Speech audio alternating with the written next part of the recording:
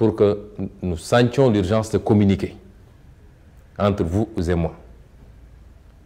Je voudrais que chaque militant de PASTEF, désormais, c'est vous-même qui avez dit que vous êtes engagé pour un projet et non pas pour un homme.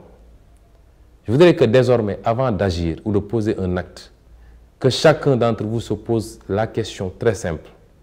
Quel que soit l'événement qui survient, quelles que soient les actions, les activités, quelles que soient les paroles que vous entendez, posez-vous une question très simple. En quoi est-ce que ça préjudicie au projet ou pas? En quoi ça présente un risque pour le projet ou pas? Et à partir de ce moment, vous pourrez définir ce qui relève du principal et ce qui relève de l'accessoire.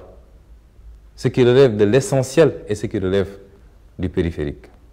Il est important que nous ayons ces réflexes.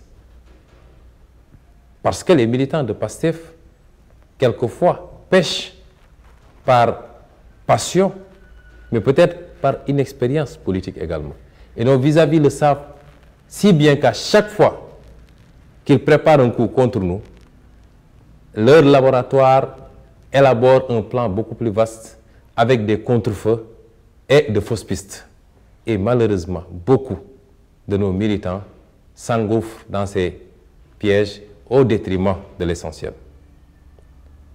Chers militants, militantes, sympathisants, qu'est-ce qui s'est passé hier? De tous les événements survenus hier, lequel avait un rapport direct avec le projet et lequel peut constituer un risque ou une menace pour le projet? Il n'y en avait qu'un seul. C'est ce qui s'est passé au palais de justice. Parce que pour la première fois, Macky Sall, aidé par ses juges, a posé un acte, une avant-première en tout cas, par rapport à son obsession de liquider Ousmane Sonko et de l'écarter de l'élection présidentielle de 2024. Pour la première fois. Donc le seul événement hier, la seule activité qui peut avoir un rapport direct avec le projet, c'était ce qui se passait au palais de justice. Mais bien entendu, une mise en scène avait été savamment préparée avec des contre-feux et beaucoup de nos militants ont laissé la proie pour l'ombre et se sont livrés à une concurrence sur Internet, sur les réseaux sociaux, sur toutes les applications, une concurrence à qui, mieux que l'autre, pouvait répondre à telle sortie ou à telle intervention. Et au détriment de l'essentiel, malheureusement. Finalement, même cette activité, même cet événement est passé presque inaperçu par rapport à l'essentiel. Ne serait-ce que pour ces milliers de jeunes qui sortent se battre dans la rue, nous ne pouvons pas continuer à nous laisser divertir, à défaut de sortir, être à leur côté pour se battre. Mais si on doit communiquer, communiquons dans le sens de les renforcer dans la bataille. Hier, ce n'était pas un jour pour faire du juridisme, pour débattre sur ce qui est ou ce qui n'est pas juridiquement, pour débattre sur les procédures, elles sont bonnes ou elles ne sont pas bonnes. Hier, ce n'était pas un jour pour s'empresser de décréter ou l'éligibilité ou l'inéligibilité, puisqu'un débat était déjà ouvert au niveau des sachants. Hier, il fallait juste s'organiser, mobiliser les troupes, les motiver.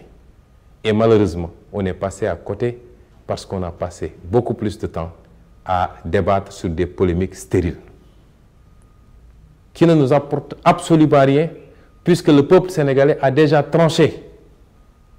Il suffit de voir, d'écouter les micro-trottoirs, de voir les commentaires, de voir tout ce qui s'est passé pour savoir que le peuple sénégalais a tranché ces débats. Parce que le peuple sénégalais est d'une maturité que nous-mêmes, acteurs politiques, souvent, nous n'avons pas encore totalement cerné. Le peuple sénégalais connaît ses valeurs. Le peuple sénégalais sait écouter, entendre et comprendre. Alors, pourquoi perdre tout ce temps dans ces débats sérieux? Et il est bon qu'à partir de maintenant, j'en conjure à chacun et chacune d'entre vous, chers militants, militantes, que nous nous focalisions sur l'essentiel, que nous évitions de nous laisser distraire, que nous évitions d'y aller par passion simplement, parce qu'on a parlé du président Sonko, tout le monde rit sur les brancards.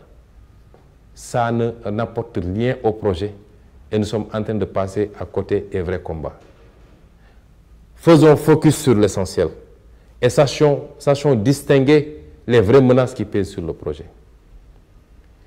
Dans l'activité politique que nous menons tous, comprenez que de ma position et au niveau où je me situe, j'en vois de toutes les couleurs tous les jours.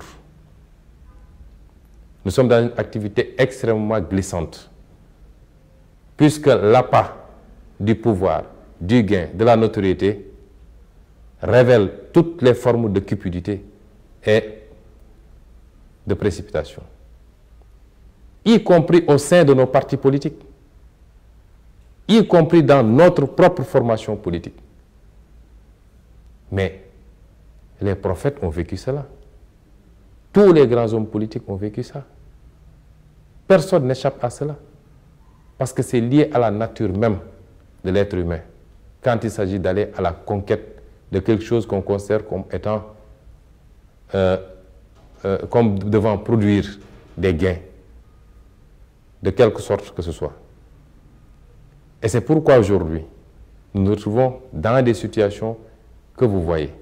Je peux vous assurer qu'il y a énormément de personnes qui tournent autour de moi, dans le parti politique, en dehors du parti politique. Je peux avoir énormément d'informations. Je peux savoir que telle personne est à côté de moi, mais joue à un autre jeu. Mais comme je dis à malin, malin et demi. Et je laisse faire. Il m'est arrivé même de savoir qu'en discutant avec quelqu'un au téléphone, soit il était assis avec quelqu'un et avait mis un haut-parleur, ou était en train d'enregistrer notre conversation. Et je faisais comme si je ne savais pas. Et je lui dirais ce que je voulais qu'il entende et qu'il fasse entendre à ses commanditaires. Et ça me permet en retour d'avoir les informations que je veux. Comprenez donc que nous ne sommes pas des naïfs, nous savons ce qui se passe. Recentrez-vous vers l'essentiel et évitez les polémiques stériles. Le peuple sénégalais s'en charge lui-même. Et c'est pourquoi je voudrais que dans cet invite à se recentrer sur